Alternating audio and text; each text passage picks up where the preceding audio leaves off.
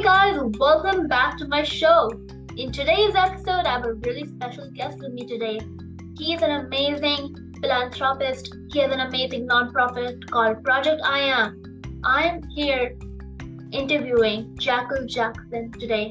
Hi, I'm Jahkil. How are you today? I'm doing good. How are you? I'm awesome. Thank you so much for taking the time to be on the show with me. No problem. So please introduce yourself and your nonprofit.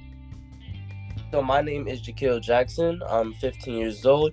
I have a not-for-profit called Project I Am, where I build awareness of homelessness, and I provide temporary support to those in need with blessing bags that are full of toiletry items like daily essentials and socks, tissue, toothbrush, toothpaste, things that get them on a daily basis. That's awesome. So could you please tell us how you got started with this nonprofit and what really got you into helping the homeless people? So how it all started was really when I was 5 years old. I went to go feed the homeless with my cousins, and I got to see how the homeless live for the first time.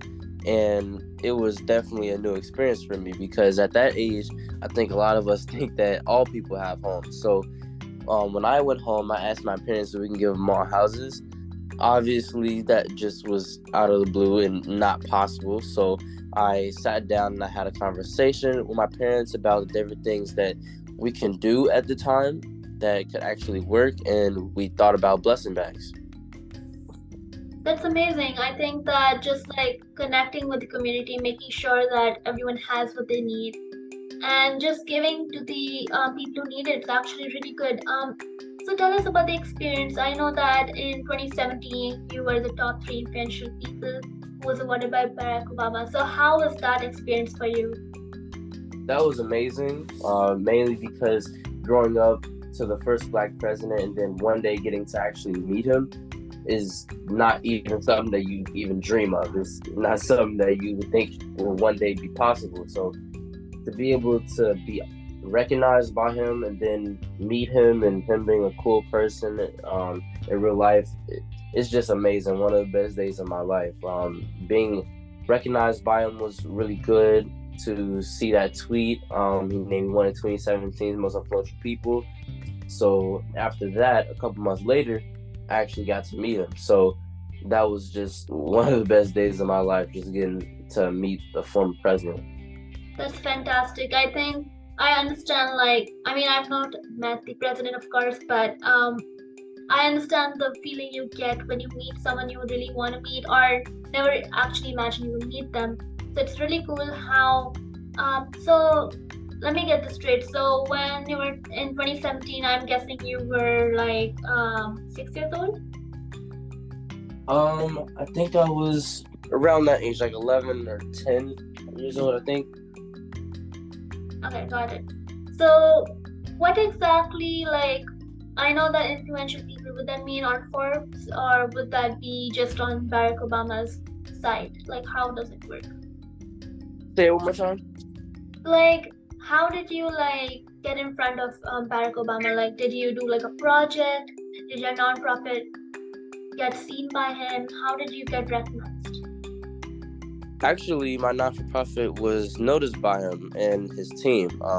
It wasn't like I did a huge project or anything to get recognized by him. It was just my organization and all the good work I was doing in my community that helped me get recognized by him. So that was just out of the blue, and it was definitely cool.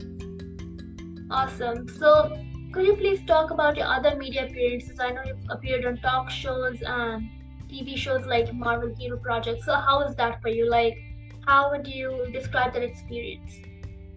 So me being an actor on top of everything that I do with the organization, I do a lot of things. I act, I model, I break dance, tap dance. So all the things that I do added on to the organization really helps with the variety of things that I can do. So when it comes to being on like a talk show or doing interviews with big people or being on TV, it's I think my acting skills come in where I'm able to kind of just be normal and be in the flow when I'm having big conversations with people. So that's how I normally go about it, but it's awesome. Definitely a dream come true. being on TV or doing those type of things, because I'm able to get the word out to so many other young people about the things that I'm doing. And that's the main point of why I do what I do. I want to be able to impact more young people in this world.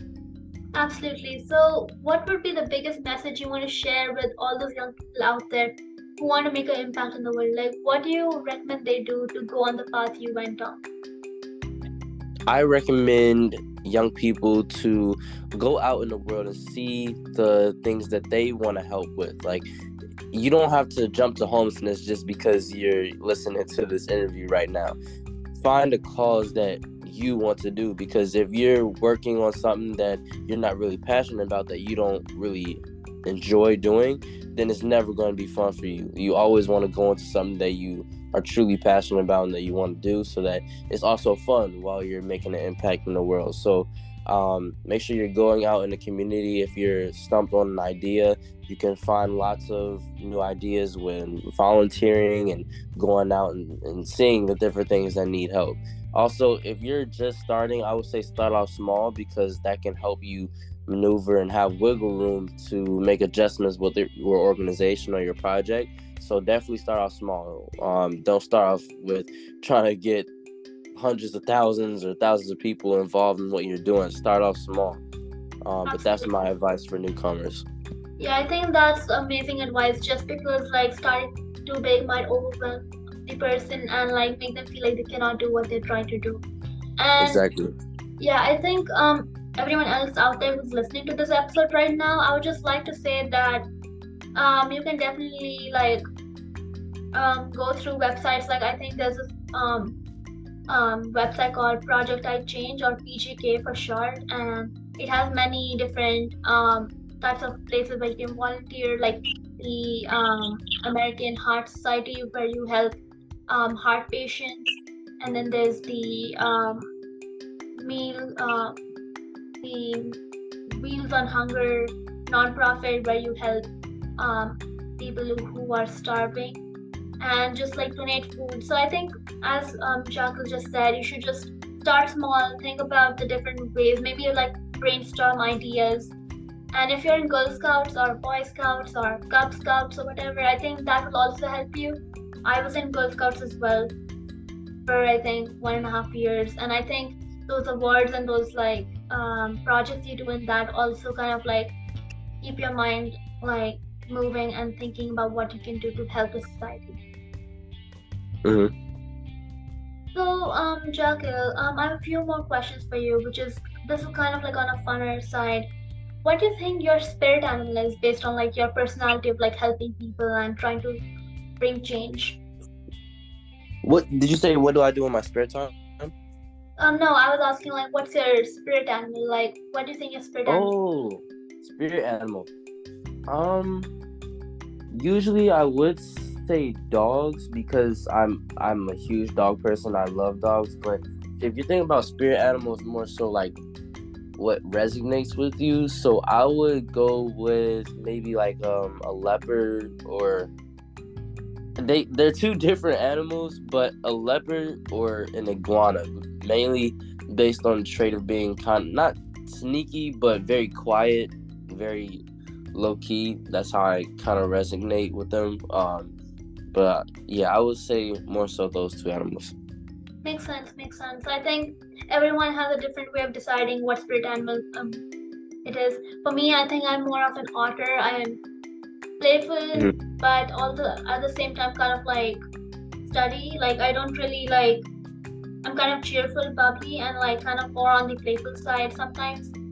But at the same time, Yeah. I'm also serious. You see, sometimes otters are like floating on their backs. They're very laid back. But at the same time, sometimes you see them like doing these like side things which seem like they're serious about it. Like I don't know, like the times when they're learning how to swim, or they're also fast learners, which is also kind of what I resonate with. I think.